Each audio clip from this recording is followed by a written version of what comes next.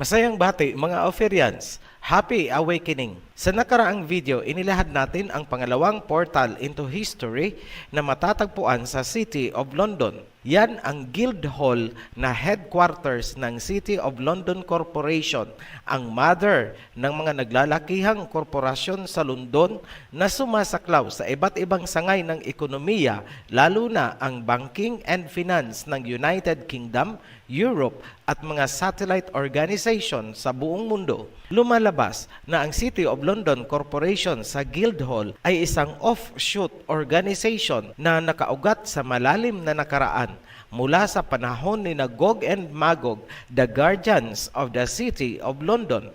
Yan ang underworld na pinamumunuan ngayon ng Lord Mayor of London bilang figurehead. Mapagtatanto nyo bandang huli na ang underworld organization ay mula pa sa biblical time ni King Ahab, ang ikapitong hari ng Israel mula kay King Solomon. Si King Ahab ay nag-asawa ng isang Sidonian, isang Canaanite or Phoenician na kumalat ang lahi sa Europe mula pa sa biblical time. Sa taunang Lord Mayor Show sa London, ang pinaka-principal characters sa selebrasyon ay sina Lord Mayor at si Her Majesty. Tanong, kaninong papel at kapangyarihan ang ginagampanan ni Lord Mayor at ni Her Majesty?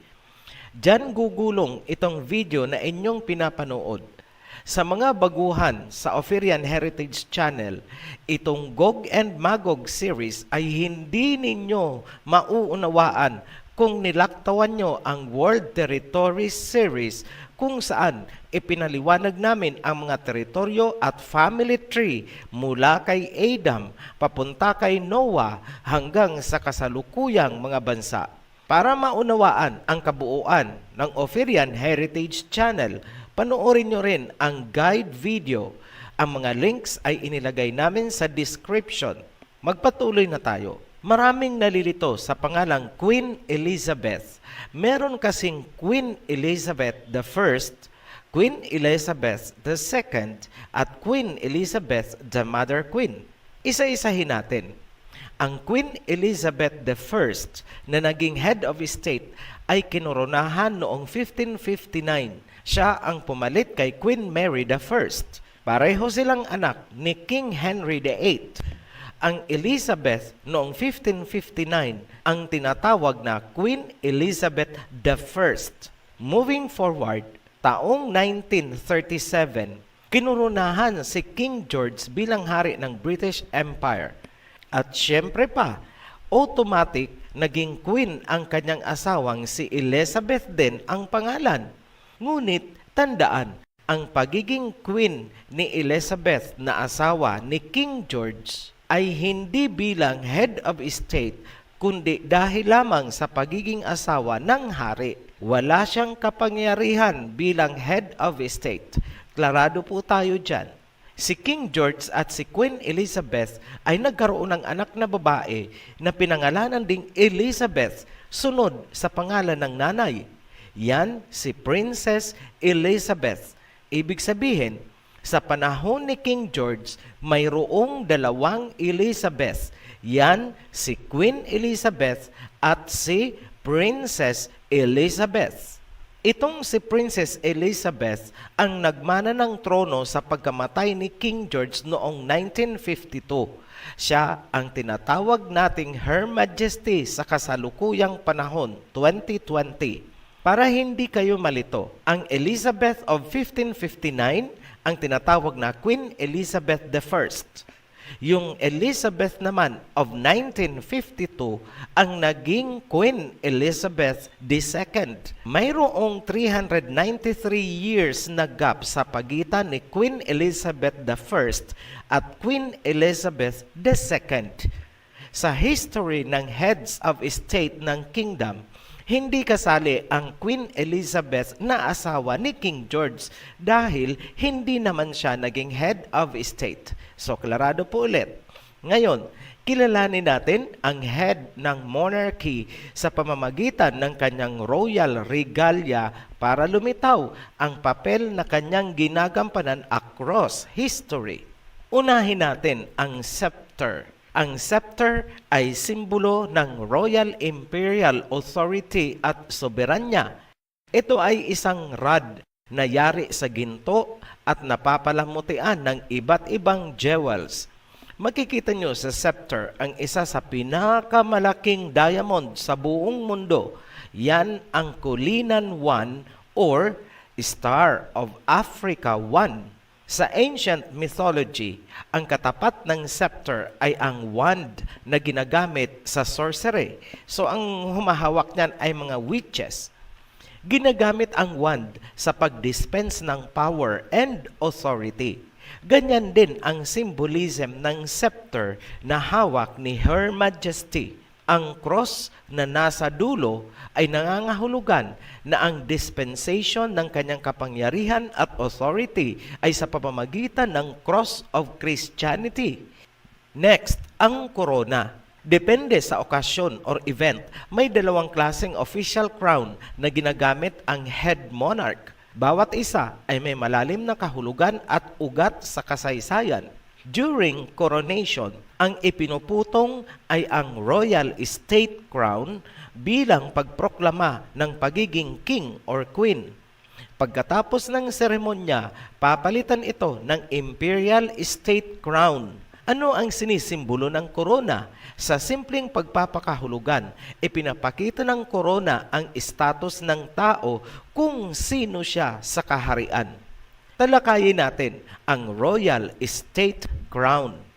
In general, ang mga korona ay napapalamutian ng mga diamonds at iba pang precious stones. Pansinin ang malaking diamond sa harap ng state crown. Yan ang Koh-i-Noor ng India. Yan ang icon ng India sa British crown. Ang imperial crown naman ay napapalamutian din ng mga diamonds at iba pang mamahaling jewels. Pansinin ang Cullinan II or Star of Africa II sa harap ng imperial crown. Yan ang icon ng Africa sa British crown. Pansinin ding mabuti na ang cross ay nasa tuktok at harapan ng mga crown. Ang posisyon niyan ay hindi lamang for the sake of art and design. Ipinakikita dyan kung ano ang supremacy ng Christianity bilang flagship ng monarchy. Up next, the orb. Ang orb ay sumisimbolo ng realm of dominion na nasa kamay ni Her Majesty. Ang orb ay kumakatawan sa mundo, ngunit may isang article kaming nabasa na universe ang kahulugan ng orb. Ayaw sana nating tanggapin ang ganyang pagpapakahulugan. Pero sa nakikita nating desire ng mga bansa na i-explore at magkaroon ng dominion sa outer space, sumasang-ayon na tayo na kasama ang universe sa orb na hawak ni Her Majesty. Kumusta naman kaya ang dalawang bansa na pinanggalingan ng mga naglalakihang diamonds sa scepter at crowns ng monarchy? Yan ang India at Africa, parehong naging colony ng Imperial Crown. Ang Koh-i-Noor ay galing India. Ang Kolinan na nasa scepter at Imperial Crown ay Stars of Africa. Kumusta naman ang ginawa ng Great Britain sa India at Africa? Mahalagang tandaan habang nagpapatuloy ang ating pagtatalakay, ang monarch, king or queen ang head of state ng Britain at the same time head of religion. Bilang haligi at pinuno ng Protestant Christianity, tingnan natin kung ang kanilang gawain at pagtrato sa mga bansa ay maituturing na bunga ng Holy Spirit. Diyan natin ma-validate ang mga cross na nasa scepter at royal crown. Unahin natin ang India kung saan nagmula ang Koh-i-Noor diamond sa royal state crown. Ang India ay sinakop ng Britain for almost 200 years.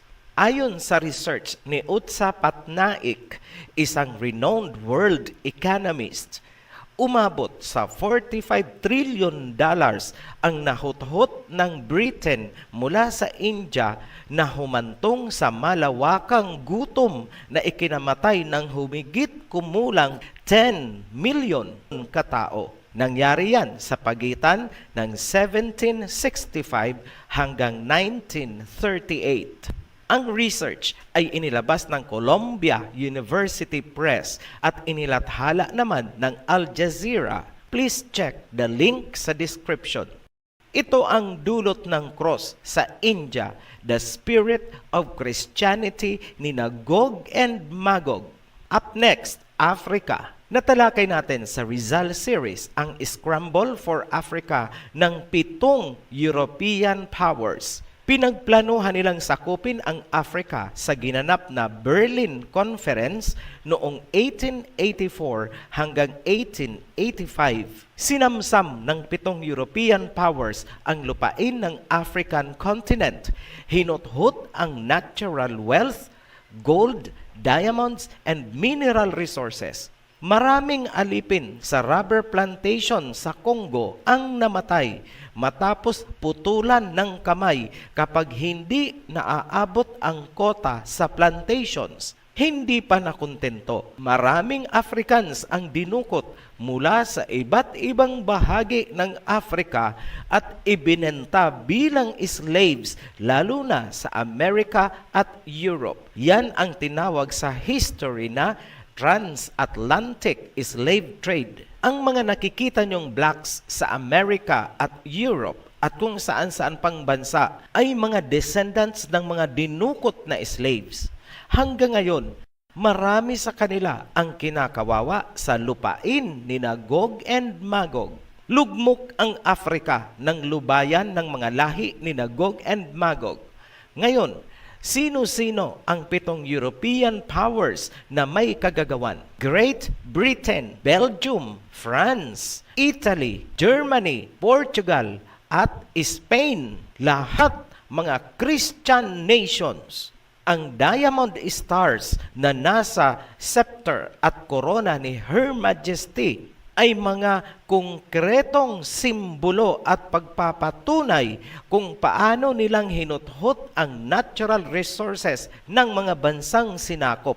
Panoorin nyo ang Rizal series at Two Witnesses series para sa mas detalyadong pagtatalakay tungkol sa bagay na yan. Matapos lugmukin ang Africa ng so-called Christian nations ni Gog and Magog, sino ang nagbangon sa Africa? Sino ang tumulong? Very ironic, ang tumulong na makabangon ang Africa ay ang bansang komunista na kinukundinan nyo. Pinapaulanan nyo ng intriga at propaganda ang mga Chinoy sa ginagawa nilang pagtulong habang all praises kayo sa mga bansa ni Gog and Magog. Palibhasa, galing kina Gog and Magog ang inyong mga relihiyon at sekta. Babalikan ko kayo mamaya. Sagutin muna natin kung kaninong papel at kapangyarihan ang ginagampanan ng Lord Mayor at ni Her Majesty sa kasalukuyan. Makinig kayo. In biblical times, ang figurehead ng totoong pananampalataya ay ginagampanan ng mga prophets gaya ni na Prophet Isaiah, Zechariah at higit sa lahat si Prophet Elijah. Sila ang nagsusulong ng totoong paniniwala sa tunay na Elohim. Muling mabubuhay ang papel ni Moses at Elijah sa panahon ng Mesaya. Ibig sabihin, panahon ng Mesaya onwards, papunta sa atin. Yan ang ibig sabihin ng transfiguration. Sa situation ng Church of England ng British Empire, sino ang figurehead acting as their prophet? Balikan natin kung paano nagsimula ang Protestantism ng Church of England na pinanggalingan naman ng iba't ibang sekta hanggang sa mga born-again groups ngayon. Sa pag-upo ni Queen Elizabeth I, around the year 1559, official na nahiwalay ang Protestant Church mula sa Catholic Church ng Rome.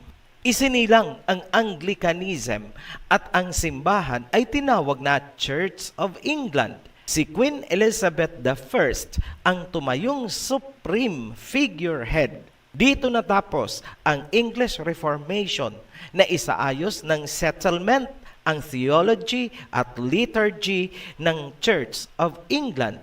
Tandaan nyo, biblically, ang pagtatag ng worship system ay ginagawa lamang ng isang propeta. Ang aksyon ni Queen Elizabeth ay isang spiritual na bagay that qualifies her as a practicing prophetess. Lumalabas na ang prophet ng Church of England ay ang royal crown sa pagkatao ni Queen Elizabeth I. Sa ilalim niya ay ang mga bishops, priests, and deacons, etc. Ang role na sinimulan ni Elizabeth ay nagpasalin-salin sa sinumang umupo sa trono ng British Empire hanggang sa kasalukuyan. Tanong, ano ba talaga ang Church of England? Dinidefine or inilalarawan ng Church of England ang kanilang sarili bilang Catholic and Reformed. Klarado, ang church na yan ay Catholic Church of England. Ano yung reform na sinasabi? Repackaging. Nagpalit lang ng label, nagbihis, sister company pa rin ng Roman Catholic Church. Hindi mapapaikot ang OHC sa mga ganyan-ganyan. Patunayan namin na ang Catholic Church of England at ang Catholic Church of Vatican ay iisa. Pansinin nyo kung ano at saan galing ang pinakasaligang doktrina or backbone ng Church of England, Nicene Creed. Ano naman ang sa Roman Catholic Church sa Roma? Nicene Creed din. Iisa lamang. One and the same banana. Bulat-latin ang history. Sino ang pinaka-organizer ng Nicene Council na gumawa ng Nicene Creed? Emperor Constantine ng Roma. Ngayon, ano ba ang Nicene Creed? Sa Latin, ito ay tinawag na Symbolum Nicaeum. Yan ang symbol of Christian belief na ginawa sa Nicea. Ang Catholic Church of England at ang Catholic Church of Vatican ay iisa. Ngayon, sa prophecy, ang woman or prophetess ay sumisimbolo sa lahi or isang organisasyon gaya ng relihiyon na nagpapalaganap ng isang pananampalataya o worship practices. May isang prophetess sa Biblia na unang binanggit sa panahon ni Elijah at muling binanggit sa Revelation chapter 2 verse 20. Yan si Jezebel, asawa ni King Ahab. Dahil asawa siya ng isang king, tatawagin natin siyang Queen Jezebel. Itong si Queen Jezebel ay anak ni Ethbaal na isang Sidonian. In short, Canaanite.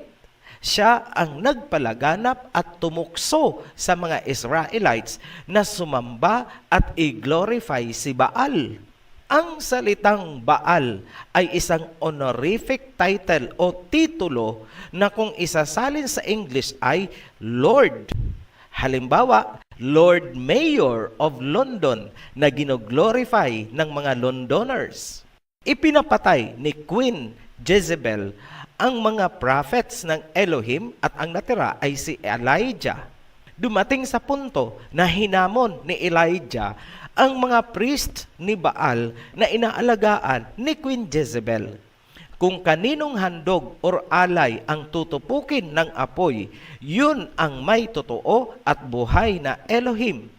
Ginanap sa Mount Carmel ang paghahandog upang patunayan kung sino ang tunay na Elohim. To cut the story short, yung tinupok ng apoy mula sa langit ay ang handog ni Prophet Elijah. Matatagpuan ang kwento sa 1 Kings chapter 16 hanggang 19. Tanong, mula sa biblical time ni Elijah, anong organization ang sumalo ng role ni Queen Jezebel na parurusahan naman in the future ayon sa Revelation chapter 2 verse 20? Here is wisdom. Lahat ng may tenga, makinig kayo. Lahat ng may mata, titigang mabuti ang naka-highlight. Clue number 1. Suriin nating mabuti ang pangalang Jezebel. Sa unvocalized Hebrew, meaning yung walang nikod, walang vowels, ang pinagkunan ng Jezebel at Isabel ay ang salitang Elisheva. So tingnan natin kung ano ang Elisheva sa English. Ayan, bumulaga na. Elizabeth. Ang Jezebel at Elizabeth ay iisa. Nagkataon lang kaya? Huwag kalimutan, si Queen Jezebel ay Canaanite at naipakita na natin sa world territories na ang lahi ng mga Canaanites known as Phoenicians ay nagkalat sa Europe. Huwag ding kalimutan na ang Canaanites ay mga serpent seeds. Bilang serpent seed, sila ay mga domineering at aggressive. Expectedly, sila ang mapupunta sa pinakamatataas na antas ng lipunan, lalo na sa entertainment, politics, at economy, at higit sa lahat, religion. Here is clue number 2.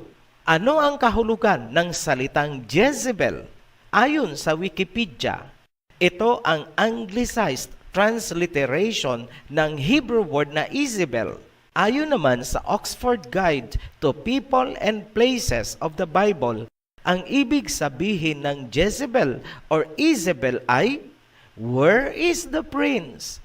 Nasaan ang prince? Di umano, ito ay isang ritual worship in honor of Baal noong ito ay nasa underworld. Laging tandaan, Baal sa modern day ay Lord. Kahit saan nyo yan kalkalin. Ngayon, sa ritual ceremony na where is the prince ritual, si Baal ay magmumula sa underworld, mag-show up siya kay Queen Jezebel. Ang ritual na yan, ang ibig sabihin ng pangalang Jezebel ayon sa Oxford Guide to People and Places in the Bible. Allegorically, ang ritual ceremony ay reenacted ng Lord Mayor Show sa London taon-taon. Si Lord Mayor ay manggagaling sa Guildhall ng City of London Corporation. Guildhall is the underworld. Mula sa Guildhall, siya ay pupunta kay Her Majesty. Yan ang where is the prince ritual. Hihintayin, magtatagpo si Her Majesty at si Lord Mayor. Lumalabas na ang Lord Mayor ay personification ng Prince of Baal na makikipagkasundo sa Canaanite Queen at siya ay sasamahan ni Gog and Magog bilang guardians of the City of London. Yan ang Lord Mayor's show. Ito ang sinasabi ng Book of Revelation para kay Queen Jezebel. Revelation chapter 2 verse 21. I have given her time to repent of her immorality, but she is unwilling. So I will cast her on a bed of suffering, and I will make those who commit adultery with her suffer intensely, unless they repent of her ways. I will strike her children dead. Then all the assemblies will know that I am he who searches hearts and minds, and I will repay each of you according to your deeds. Parurusahan si Queen Jezebel dahil sa sexual immorality. Ano-ano yan? Same-sex marriage, abortion, adulterous divorces, false religion, you name it, nangyayari sa Great Britain, America, Australia, and most of Europe. Ito ang nakakalungkot. Pinipressure nitong mga bansa ang ibang bansa na gawing legal ang mga ipinagbabawal sa Biblia. All in the name of democracy and human rights. Ngayon, para sa mga umiintriga ulit sa amin, mula sa iba't ibang sekta at relihiyon, tinatawag niyong propaganda ang mga historical facts na inihahayag namin. You are deliberately distorting the truth para hindi masagasaan ang mga doktrina ninyo. Mga banal-banalan, hypocrisy, bulag at bingi kayo sa ginawa ng lahi ni Gog and Magog sa buong mundo. Australia, China, India, Africa, Papua New Guinea, New Zealand, at mismong ang ating Pilipinas. Lahat pinahirapan ni Gog and Magog.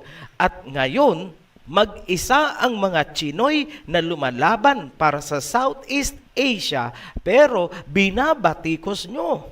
Palibhasa, ang mga relihiyon at sekta nyo ay galing sa lupain at pamilya ni Gog and Magog. Sa mga believers ng Messiah Yahawashai, maging matatag kayo.